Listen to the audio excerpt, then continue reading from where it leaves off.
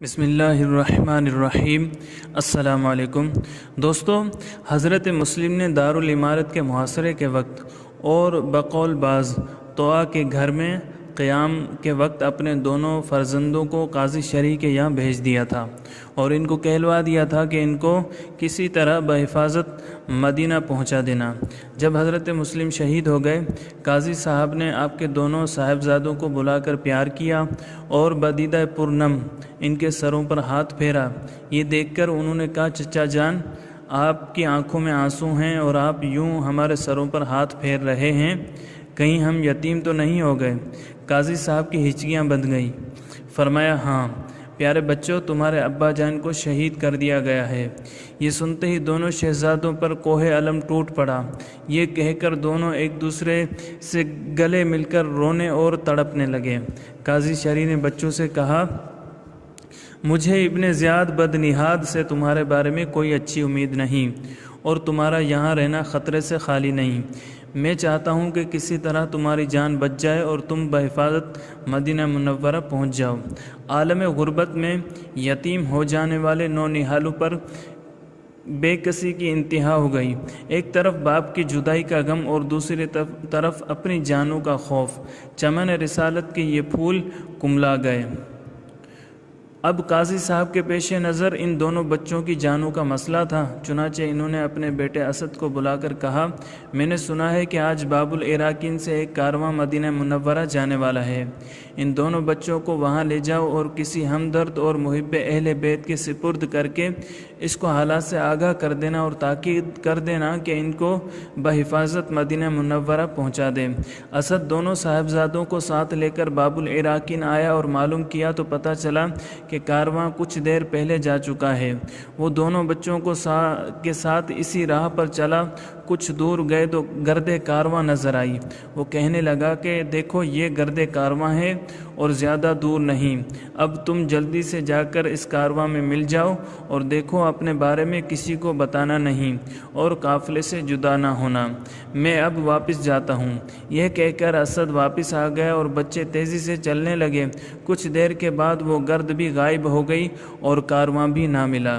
یہ پھول سے یتیم بچے عالم تنہائی میں انتہائی پریشانی کا شکار ہو کر پھر ایک دوسرے سے گلے مل کر رونے لگے اور نازوں سے پالنے والے ماں باپ کا نام لے کر جان کھولنے لگے۔ ادھر ابن زیاد کو معلوم ہوا کہ حضرت مسلم کے ساتھ ان کے دو فرزند محمد و ابراہیم بھی آئے تھے اور وہ بھی کوفے میں کسی کے گھر میں ہیں۔ چنانچہ اس بدنہاد نے اعلان کرایا کہ جو مسلم کے دونوں بچوں کو ہمارے پاس لائے گا وہ انعام پائے گا، اور جو انہیں چھپائے گا یا ان کو یہاں سے نکالنے میں ان کی مدد کرے گا وہ سخت سزا کا مستحق ہوگا۔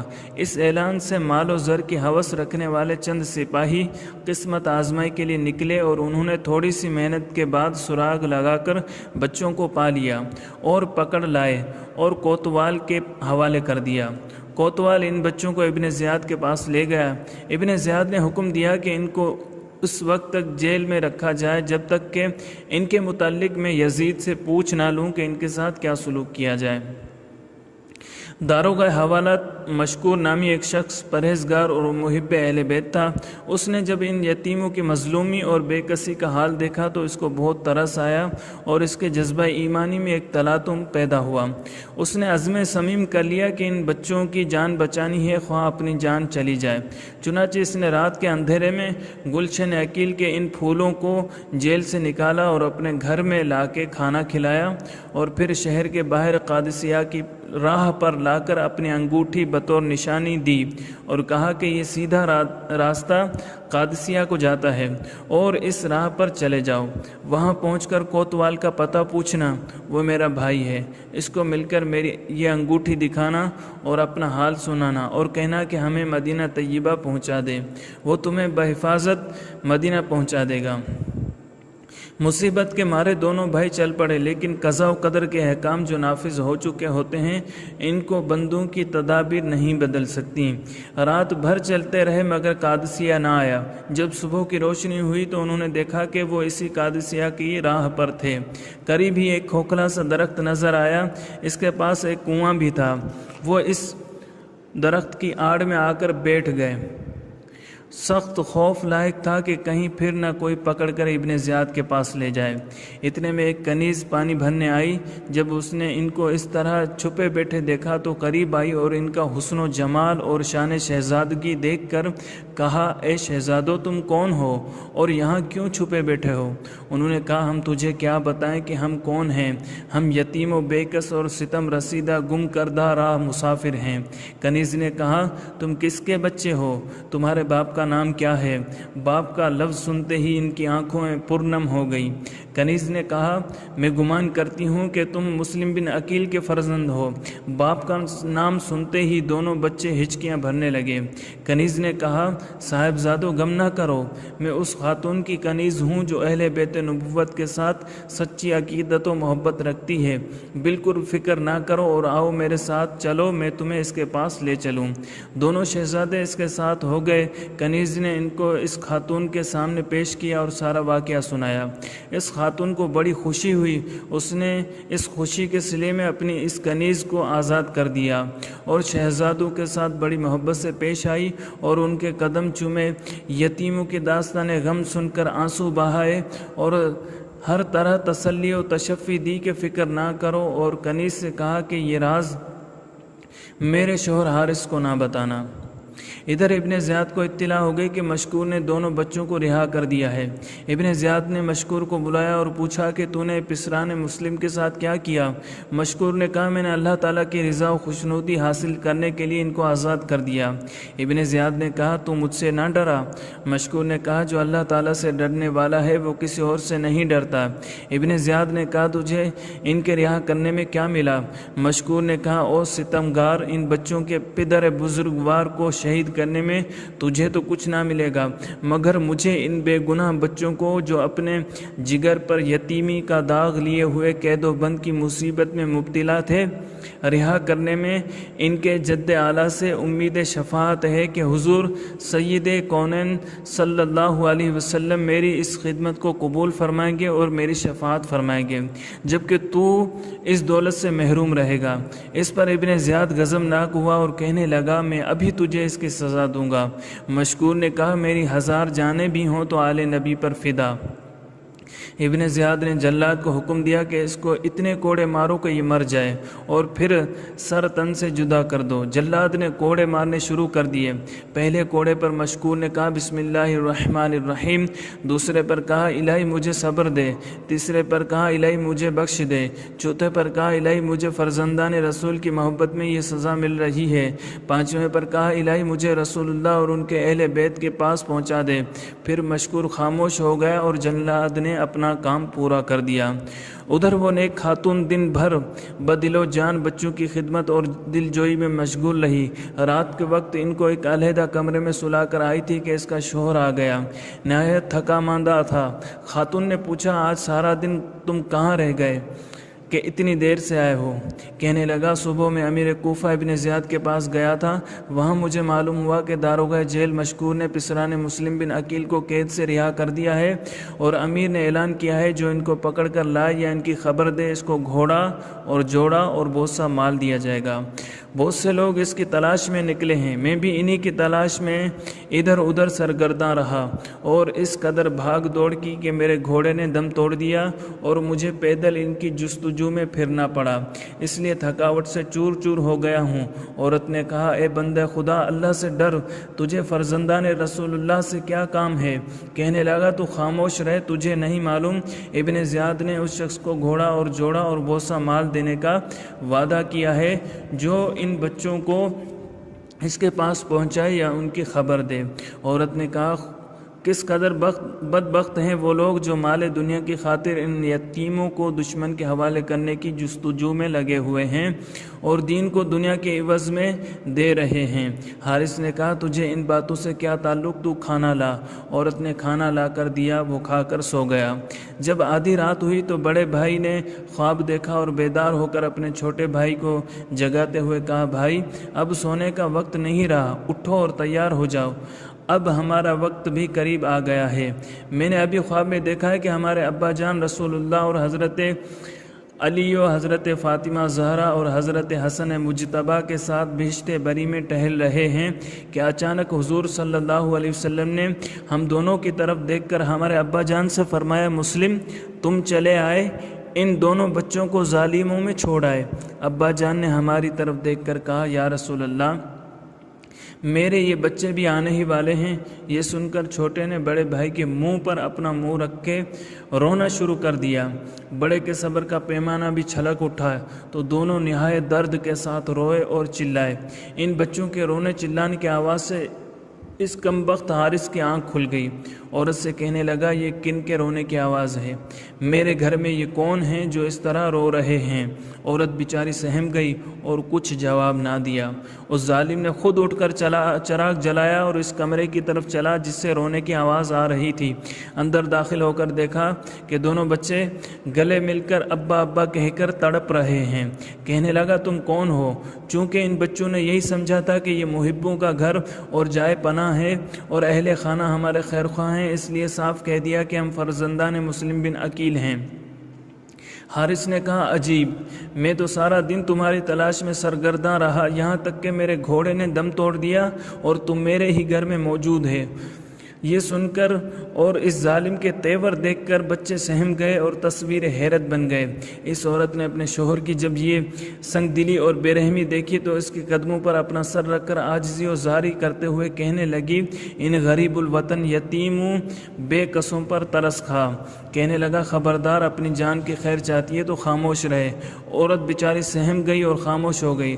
حارث نے کمرے کا دروازہ مقفل کر دیا تاکہ اس کی بیوی ان بچوں کو کہیں اور منتقل نہ کر سکے۔ جب صبح ہوئی تو اس سنگ دل نے تلوار ہاتھ میں لی اور ان دونوں بچوں کو ساتھ لے کر چلا۔ عورت نے جب دیکھا تو اس سے نہ رہا گیا، ننگے پیر پیچھے دوڑی اور منت و سماجت کرتی ہوئی کہہ رہی تھی، اللہ سے ڈر اور ان یتیموں پر رحم کر۔ ظالم پر بیوی کی زاری کا کچھ اثر نہ ہوا بلکہ الٹا اس کو مارنے کو دوڑا۔ بیچاری رک گئی۔ اس ظالم کا ایک خانہ زاد غلام جو اس کے بیٹے کا رضائی بھائی بھی تھا، اس کو معلوم ہوا تو وہ پیچھے دوڑا۔ جب حارث کے پاس پہنچا، حارث نے اس کو کہا، ممکن ہے کہ کوئی ان بچوں کو ہم سے چھین لے اور ہم اس انعام سے محروم رہ جائیں، لہٰذا یہ تلوار لو اور ان کو قتل کر دو۔ غلام نے کہا، میں بے گناہ بچوں کو کس طرح قتل کر دوں؟ حارث نے اس کو کہا، سختی سے کہا کہ میرے حکم کی تعمیل کر۔ اس نے انکار کیا اور کہا، مجھ میں ان کے قتل کی ہمت نہیں، مجھے رسالت پناہ صلی اللہ علیہ وسلم کی روح اقدس سے شرم آتی ہے۔ ان کے خاندان کے بے گناہ بچوں کو قتل کر کے کل قیامت کے دن کس منہ سے ان کے سامنے جاؤں گا؟ حارث نے کہا، اگر تو ان کو قتل نہیں کرے گا تو میں تجھے قتل کر دوں گا۔ غلام نے کہا، قبل اس کے کہ تو مجھے قتل کرے میں تجھے قتل کر دوں گا۔ حارث فن حرب میں بہت ماہر تھا، اس نے اچانک آگے بڑھ کر غلام کے سر کے بال پکڑ لیے۔ غلام نے اس کی داڑھی پکڑ لی اور دونوں گتھم گتھا ہو کر بری طرح لڑنے لگے۔ آخر ظالم نے اپنے غلام کو شدید زخمی کر دیا۔ اتنے میں اس کی بیوی اور لڑکا بھی پہنچ گئے۔ لڑکے نے کہا، اے باپ، یہ غلام میرا رضائی بھائی ہے، اس کو مارتے ہوئے تجھے شرم نہیں آئی؟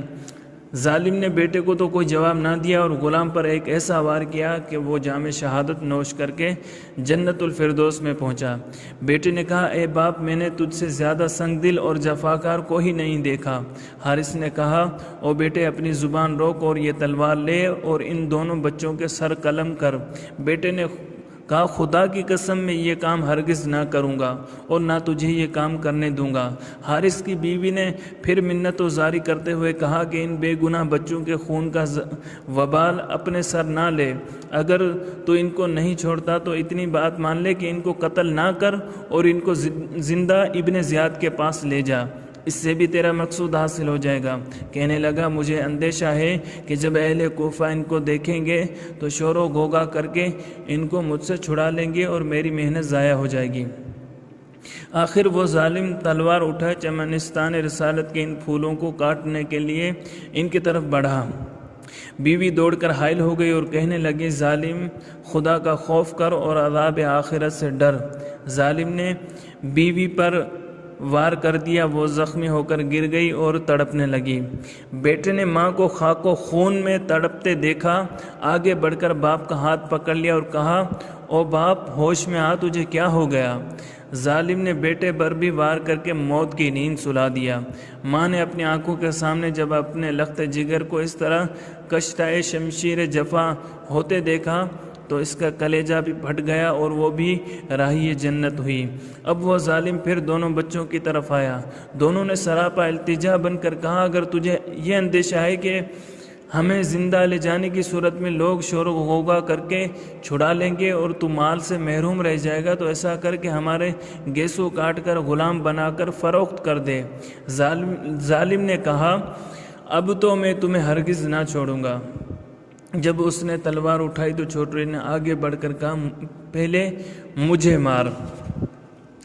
الغرض جب اس ظالم نے ان معصوموں کو شہید کر دیا اور سروں کو جسموں سے جدا کر کے لاشیں نہر میں پھینک دیے تو سروں کو توبرے میں ڈال کر ابن زیاد کی طرف چلا۔ دوپہر کا وقت تھا۔